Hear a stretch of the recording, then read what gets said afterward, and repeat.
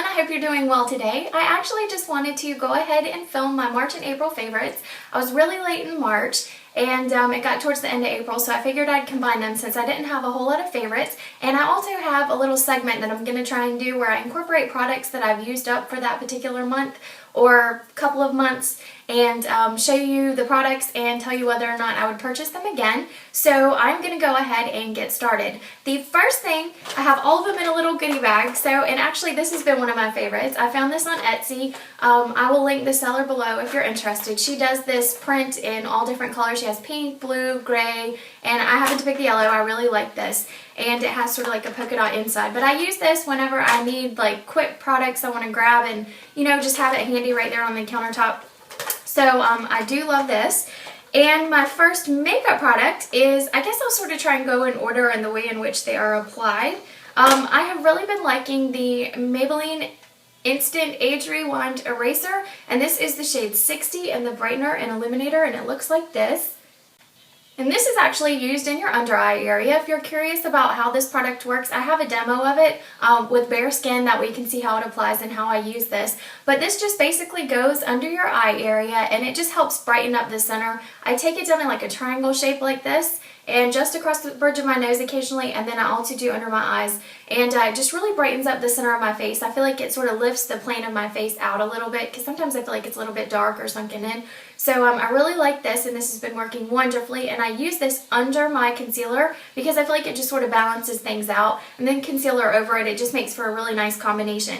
And you don't actually need to set this, but I have also been using sort of a two-step method now that it's getting warmer. And I kind of like either the dewy finish or my skin just gets oily naturally. I do like to set my under eye concealer. And for that, there's only one product I've found, the Benefit Powder Floss, and it looks like this. It's sort of like a violet based powder, and you open it up and it has a sifter on top. I'll see. It keeps a little bit of powder on the top. So anyhow, this is what it looks like.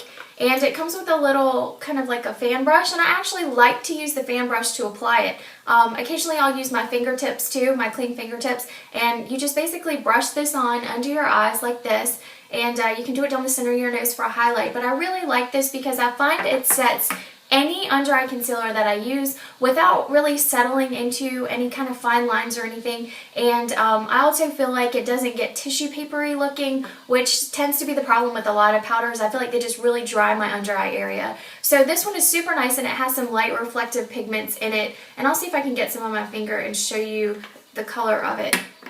It looks like this. And then you just blend it out, and you really can't see the shimmer, but it's more of a highlighter. It's not chalky or anything like that, but it blends to a nice natural finish, and it really does help illuminate the under eye area. This is something that might be a little bit more difficult to find. There are certain combinations of products that you can use to get a similar effect, so definitely don't get discouraged if you can't find it. And this is the MAC Accentuate and Sculpt, and I believe you can still find this on eBay as well. And it looks like this. It's a two-tone MAC, kind of like a powder. And it looks like this, and you've got a light shade on the bottom and a dark shade on the top, and I'll show you that. The light shade is just a really natural highlighter color, and the top is more of like a tannish color. It's a really nice shade, and it doesn't make you look muddy, especially if you have fair skin tones. Actually, I'd say now my skin is more medium toned than it was when I was fair, but this just looks fabulous whether I have fair skin or I have you know, my self-tan going on. Alright, for bronzers, I really like the NYC bronzer in Sunny. And it looks like this, and I'll show you what that looks like. You can see it right here on my fingers. There's no shimmer. There's absolutely no shimmer, no glitter, no nothing in this product. And what I like to do instead of using a really tiny brush is I just grab a big fluffy powder brush and I go crazy. I smear it all around here, and I actually just follow my cheekbones across the center of my forehead, across my chin a little bit. And I still kind of do the 3E pattern, but I like to do it on a broader scale. And I find for the summer, I really like the way that looks, and it helps evenly bronze my face. So I've been really happy with this product. And for the price, you really can't beat the price of this. Alright, another one that I have, and I have been reaching for this constantly, and again, I have to add it to my favorites. It is my Dior Griche palette. These are the colors on the palette. It comes with sort of a really nice taupey shade. Pardon my unpainted fingernails, my oily rage. This is only 3 days into it, by the way, so it's hard for me to recommend this because look how much it chips in just 3 days. But I do love the color. It just doesn't last very good. Anyhow, it's got a taupey shade. It's got like a mauve-ish shade. This is like a blue-gray. This is a gorgeous shimmery kind of white color. And this one right here is a nice sort of a tannish golden color. And I actually have these colors mixed in combination on my eyes today. And you can see how nice that white is. There's no glitter in any of these colors, but there is a shimmer to it, which I think is awesome because I'm not a big fan of glitter. And I think the shimmer is just enough on the eyes without making it look like disco polish. Alright, another thing I have on my list, and I've been trying to work through my like mascara samples. This one is the More Than Mascara, and it's by Estee Lauder, and I am wearing that now today. And I find that I really like this mascara. I don't know that I'll repurchase it because I have so many I'm working through, but I do like the fact that it really builds dark black lashes, and it helps pull your lashes out volume-wise and lengthwise. It's a good combination. The only thing I don't like about this product, it just tends to make your lashes look really clumpy and thick, and I don't care for that. But I have been reaching for it, so it is on my favorites list because it wouldn't be fair not to include it because I've used it so much. Alright, another thing, and I showed this in my last haul and I've been wearing it constantly, I'm wearing it now. It is MAC Angel, and this is one of their, it's Angel A12, and it is a frost, and this is the shade right here. I think you can see it. It's a very, very pretty pink, and I think you can see that. Let me try and get over to this side where it's more kind of like a daylight shade over here. And I think it's a really pretty pink, and I am wearing that now on my lips.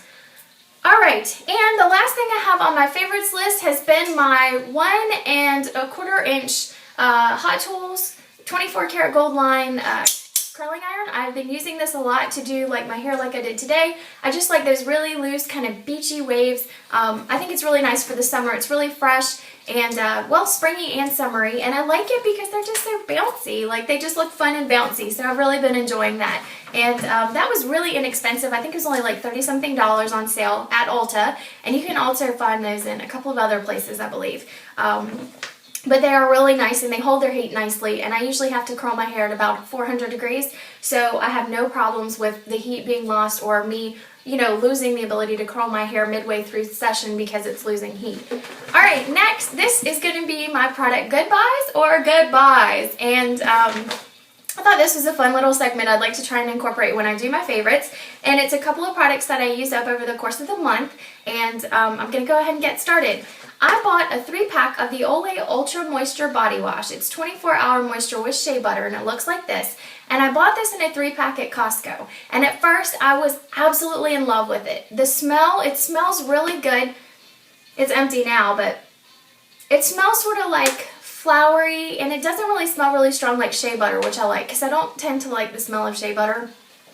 But it started out really good, and then I noticed the weirdest thing about it. My skin felt nice, but then my shower started feeling like slimy and slippery on the bottom of the shower, and I'm thinking, what in the world am I doing differently? Because I've never had this problem before, and I got to thinking it was my body soap, and I thought it was really weird, but I sort of felt like my skin, maybe it's just because I was like nuts about my shower feeling slimy that I started to think my skin was feeling kind of slimy too, but I just feel like it was maybe overly moisturizing, and it was affecting, like, it doesn't rinse clean. I guess that's the only way to put it. When I switched out of this to the Neutrogena Rain Bath, I noticed my skin felt so much cleaner, and I thought it was so weird. So maybe it just wore off on me, and it's hard for me to commit to 3 bottles of the same smell anyways, because I always want to trade it up. So would I buy it again? No, I don't think I would unless I was in a pinch and needed a ton of body soap for a small amount of money. So that's a no. Alright, the next thing, and I know you guys have seen this before, it is my Crest Complete Multi-Benefit Scope Outlast, the key being Scope Outlast. This toothpaste, I can brush my teeth 2 hours later, my breath still feels minty fresh, and I'm completely out of it, and would I repurchase it?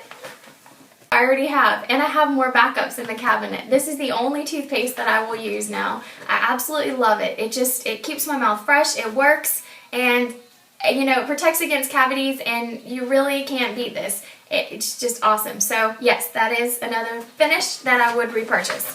Alright, another thing I finished up was the Clean and Clear Foaming Facial Cleanser, and this one is for sensitive skin. Now, those of you who followed my old skincare routine know that Clean and Clear, basically for the most part, has been my holy grail facial cleaner because I've always had such sensitive skin that everything I've ever tried has really kind of broken me out or given me a bad reaction. Well, for me, the Clean and Clear Foaming Facial Cleanser is always going to be my fallback product. So would I repurchase this? Absolutely. There is not a hesitation in my mind. I would definitely purchase this again. Anytime my skin goes haywire or I feel like it gets unbalanced or I try something that doesn't sit well on my skin, I always come back to this cleanser. It's just a no-fail for me. So I definitely recommend this if you have sensitive skin or if you have issues balancing out your skin, because it's just a great cleanser all around. It's not drying. It doesn't leave your skin feeling like chapped or anything like that. I think it leaves a little bit of moisture on your skin, but it still cleanses. It takes off makeup. It's a great facial cleanser if you're looking for something inexpensive or something that you feel like you can trust on your skin. So I definitely recommend that, and I would definitely buy that again. Another thing I finished up, and I'm not quite sure how I feel about this, is the Dr. Dennis Gross Skincare Alpha Beta Daily Face Peel. It's a 2-step process, and you get a kit of several of them. And I don't know how I feel about it because I couldn't get past like the first couple of uses. You're supposed to take the pad out, rub it all over your face, let it sit for about 2 minutes and dry. Then you take out step 2, rub it all over your face, let it dry, and then you leave it on your skin the remainder of the time. Well, I went to sleep with this on. I did this like right before bed, and I woke up and I had so many spot blemishes, just a couple of little ones right here, some over here, some on my chin. And it could very well be because my skin isn't used to that type of a treatment, but anything like that I do, and I have such an immediate overnight reaction to, I kind of hesitate to try again, because I have done at-home chemical peels, I've done professional chemical peels, and I have never reacted like I have to that product. Initially, I was in love with that product because when I first used it, my skin looked like, I was like 5 years old. It was so glowy and shiny and just gorgeous glow. It looked fantastic. But then I woke up with a face full of pimples, and that was not something that I enjoyed at all. And it took about a week for that to clear up. So I'm kind of hesitant to try this again. If it's a skin getting used to issue, I may try this again, but I can't recommend it based on the fact that if you have sensitive skin or skin that's prone to blemishes, it's going to tear your face up before it even starts to make it better. And I don't know if that's something anybody should have to go through. Alright, another product I finished up was the Neutrogena Healthy Skin Eye Cream, and this one is a multivitamin treatment with alpha hydroxy and melibiose. I don't know what that is, but I really don't feel like this product does anything at all. I wish I could tell you it works miracles. It's a drugstore thing that works great. It doesn't. It's basically just a glorified hand lotion. I think it did nothing for my under eye area. It did nothing. It does nothing. I don't know what to say about it other than don't buy it. There's no properties that make it great. It was absolutely nothing. So if you want the same effect as this, just grab your hand cream, slap it on under your eyes, and you've got the Neutrogena Healthy Skin Eye Cream. So I would not ever repurchase this or recommend this. Alright, and last on my goodbye or goodbyes is the Clinique All About Eye Serum. It's a deep puffing eye massage, and this is a sample size, and I actually finished this up, and it's basically got a little roller ball in it, and it's supposed to kind of rub the product on your skin, very similar to the Garnier Fructis anti-aging eye roller deep puffing thing, which I have that too in both shades. But this one right here, I actually kind of like it. I don't think I would repurchase it simply because I'm super happy with the moisturizers and my little Garnier Fructis anti-aging deep puff roller. But for what it is, if you happen to like the Clinique brand, I recommend trying this. It didn't leave any type of milia or any problems under my eyes when I used it.